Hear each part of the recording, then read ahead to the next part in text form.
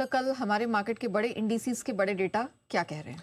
देखिए, कल चारों Nifty, bank Nifty, mid cap select index और स्मॉल कैप इंडेक्स चारों के 3 दिनों की तेजी पर ब्रेक लगा। तीनों ने हैट्रिक मारी थी, हैट्रिक मार के, और चारों ही इंडेक्स ने कल हायर हाई बनाया, पिछले दिन का हाई पार किया था, और लोअर लो भी बनाया।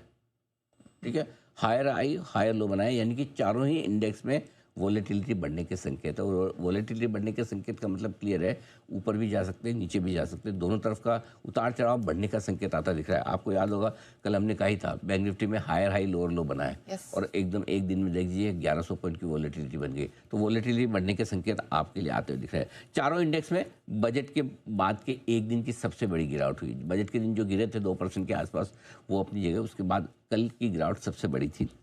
अब आइए निफ्टी। इंट्राडे में पहले सुबह सुबह एक हफ्ते का हाई बनाया हमने 25885 25,900 के पास, और वहीं से 500 पॉइंट एक तरफा लुढ़का है दिन के दौरान।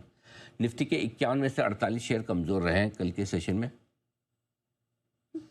51 में से 48, हाँ 51 सही है। एक क्वालिटी वॉल्स आजकल है, क्वालिटी वॉल्स को भी तो गिनना है। हाँ मुझे तो गिनना पड़ता है जो ये लिखा है जी। तो मैं ऑयल इंडिया, ओएनजीसी और एक और कोई स्टॉक था, 3 स्टॉक ही पॉजिटिव थे, बाकी 48 बंद होते हैं।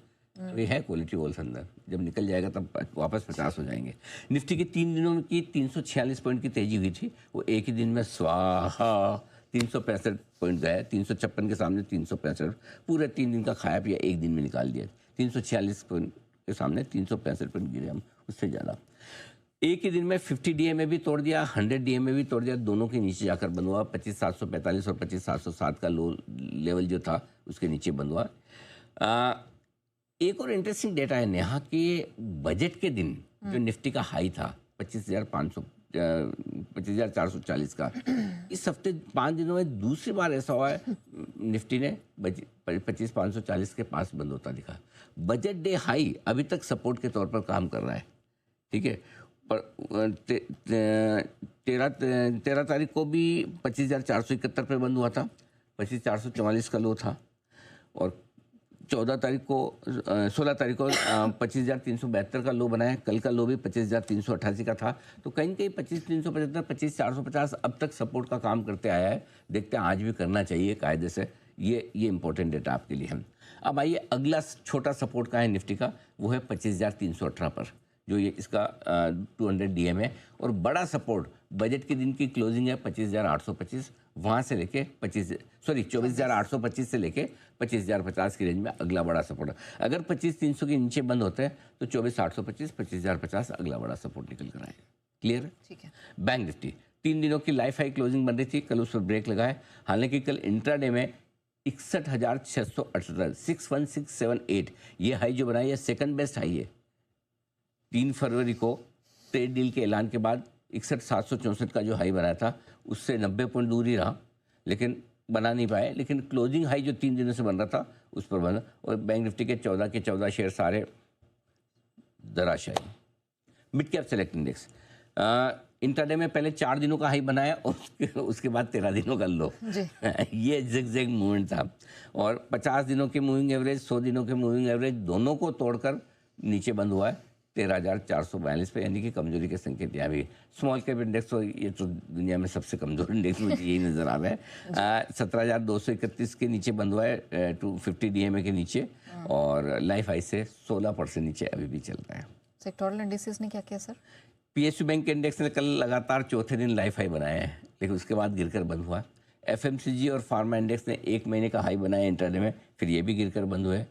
सबसे ज़्यादा वोलेटाइल है इंडिया विक्स में कल 10% की बढ़त रही, 1346 पर बंद हुआ। लेकिन यहाँ जी इंटरेस्टिंग चीज़ ये है, कल इंट्राडे में 973 के लो से विक्स ने करीबन कल इंट्राडे में हाई में 40% तक की रिकवरी दे दी थी। तो नीचे के स्तरों से विक्स काफ़ी ऊपर भी आया है।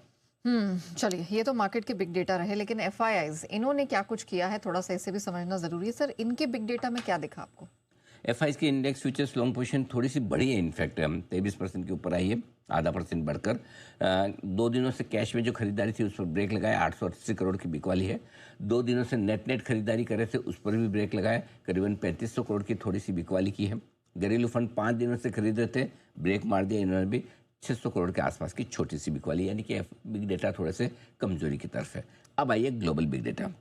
डॉ S&P 3 दिन से मजबूत है, नैस्डैक 2 दिन से मजबूत, ब्रेक लग गया इनकी मजबूती पर। डॉलर इंडेक्स लगातार तीसरे दिन मजबूत होकर लगभग 98 के लेवल के आसपास एक महीने के हाई पर पहुंचा है। डॉलर इंडेक्स का मजबूत होना इक्विटी मार्केट, कमोडिटी मार्केट सबके लिए, करेंसी के लिए थोड़ा नेगेटिव है। बॉन्ड यील्ड सपाट है 4.07 पर। सोना 950 रुपये गिरा है कल, चांदी 2829 रुपये गिरी है, ठीक है। बाकी कॉपर, एल्यूमिनियम, जिंक, मेटल वगैरह, निकल वगैरह सब 1% गिरे हैं। कच्चा तेल यही सबसे काम का, ईरान पर हमले के डर से $72 के आसपास है। 2 दिनों में 6.5% चढ़ा है ब्रेंट क्रूड और जुलाई 2025 के बाद का ये सबसे हाईएस्ट लेवल कच्चे तेल पर आ चुका है, जिससे आप अंदाजा लगा सकते हैं। ठीक है।